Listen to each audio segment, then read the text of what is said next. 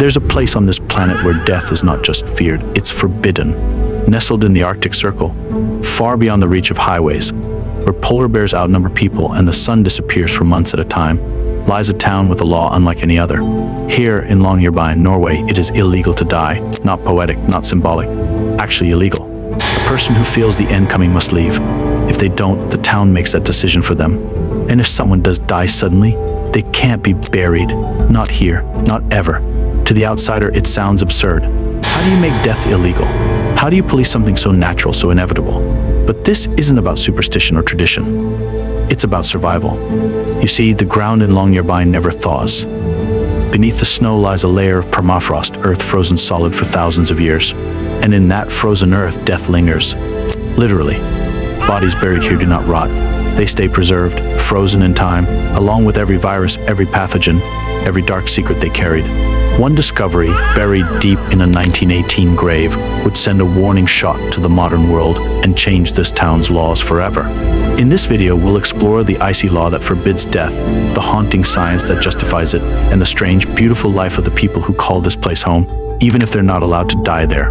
So grab a coat, because the story we're about to enter is colder and more chilling than you might expect.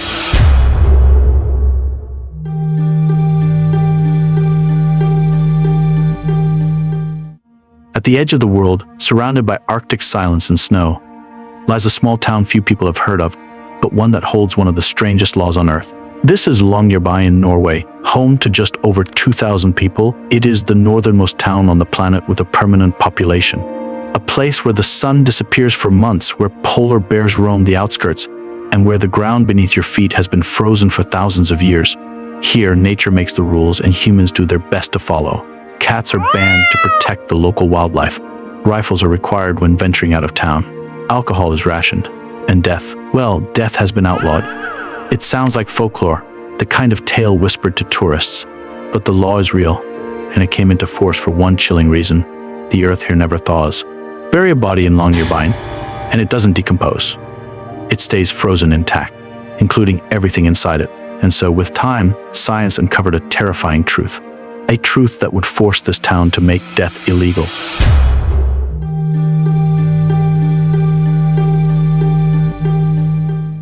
In 1950, Longyearbyen made a decision no other town had dared to make. The local cemetery was officially closed. Burials were banned. And from that moment on, it became illegal to die within town limits. It wasn't just a symbolic gesture. The law was backed by urgency and science. Decades of Arctic cold had proven that the permafrost beneath Longyearbyen preserved human remains in perfect condition. Bodies buried years ago had not decomposed. They remained frozen, their tissue and crucially the viruses inside them still intact. For a remote community with limited healthcare and harsh weather, the idea of harboring dormant pathogens became too great a risk.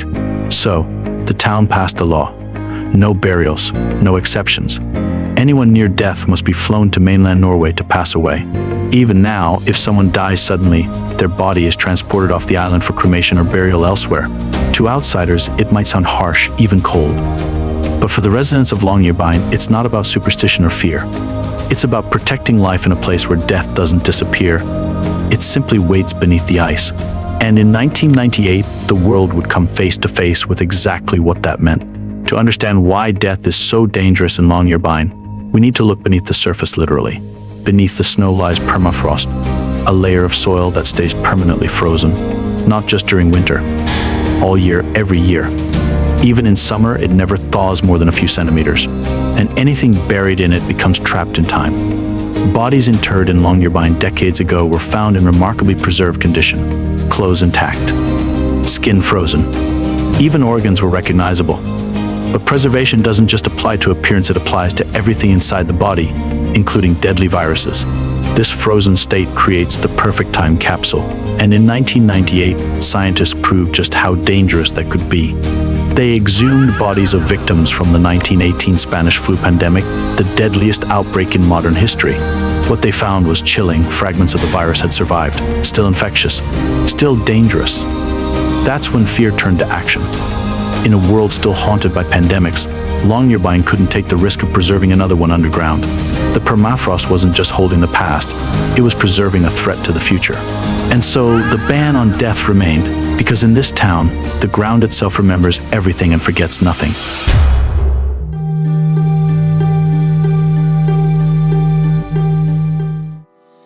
So what happens if someone in Longyearbyen is nearing death? They have to leave. It's not just a recommendation, it's expected. Residents who are terminally ill are flown out to mainland Norway, where their final days are spent in hospitals better equipped for end-of-life care. It's a quiet rule, rarely spoken about, but deeply understood by the people who live here. There's only one small hospital in town, 4 doctors, no specialists, no intensive care. Longyearbyen isn't designed to handle death. It's built to survive the cold, not the human condition. Even those who aren't dying permanently leave for medical reasons. Pregnant women are asked to travel to the mainland weeks before their due date. Serious surgeries or emergencies. Same thing with evacuation. In a place so remote, life is carefully managed, and death is gently redirected. But this raises a deeper question. What happens when someone dies suddenly? Not everyone gets to plan their departure. Accidents, heart attacks, sudden illness. It happens even here. And when it does, the body must be flown out. There is no local burial.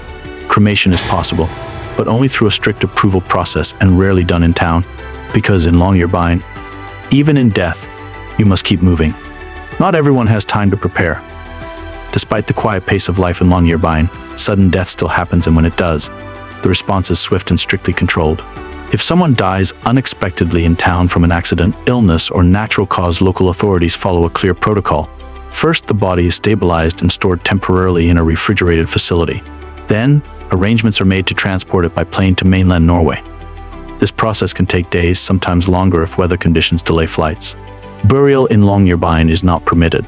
The town's cemetery, closed since 1950, stands as a frozen reminder of what used to be. A few graves remain, but no new ones are allowed. Cremation, while technically possible, is rare and heavily regulated. It requires a special license and often is impractical for sudden deaths. For residents, this system is simply a fact of life. Many keep their end-of-life wishes on file. Some even make funeral plans in advance in cities they may never live in, but where they know they'll eventually rest.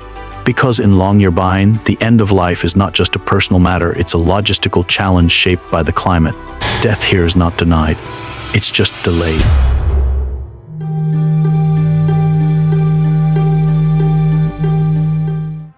Despite its chilling rule on death, Longyearbyen isn't a sad place. It's full of life. The people here are warm, welcoming, and surprisingly relaxed, even knowing the town's unusual laws. Locals include scientists, students, artists, and nature lovers from all over the world. Some stay for a season, others for years. What draws them here isn't just the isolation, it's the clarity of life. Without the noise of cities or the clutter of modern chaos, life in Longyearbyen feels deliberate. People connect more. Days are shaped by the landscape, from the midnight sun in summer to the months-long polar night in winter. The town has one supermarket, a few pubs, a school, and even a university focused on Arctic research. But there's always an unspoken awareness that life here comes with limits. You can't be born here. You can't die here. You live in between on nature's terms. Residents accept this.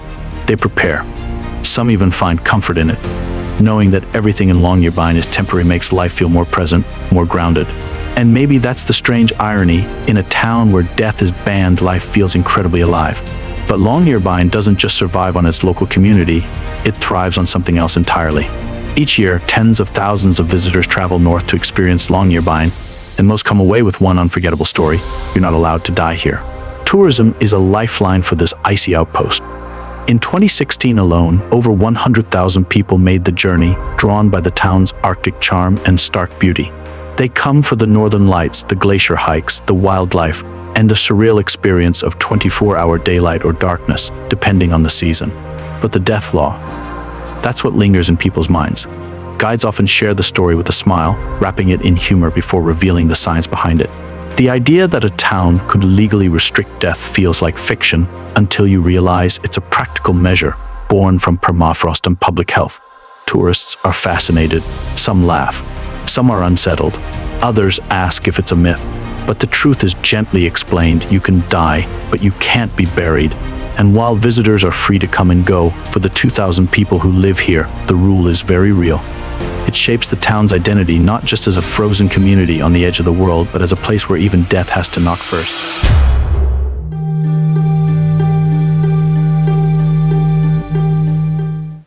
Given the rules of no dying, no burials, limited healthcare, you might wonder, why would anyone live in Longyearbyen at all? The answer is simple, yet deeply personal. For many, it's unmatched beauty. Towering glaciers, untouched mountains, and skies that shift from midnight sun to endless darkness. This is a place of extremes. And in that extremity, people find clarity. Artists come for inspiration. Scientists come to study climate, space, and polar life. Adventurers come to feel small against the landscape. But it's not just about the scenery. It's about the community. Longyearbyen's population may be small, but it's tightly woven. In a town where everyone knows your name, people look out for each other. There's a shared understanding that life here is different, fragile, fleeting, and precious. That awareness brings people closer. The law against dying isn't what defines the town. It's how people live around it with intention, respect, and care. There's pride in facing the cold. There's dignity in the limits. So yes, the town asks that you leave before you die. But while you're here, you're fully alive. And for many who call Longyearbyen home, that's enough. Longyearbyen isn't just a town where death is banned. It's a place that challenges how we think about life, climate, and time itself. If this story made you pause or sparked your curiosity, give the video a like. It helps more people discover these hidden corners of the world. And if you love strange truths and untold stories, don't forget to subscribe. Would you live in a town where dying isn't allowed? Tell us in the comments. We'd love to hear your thoughts. Until next time, stay curious.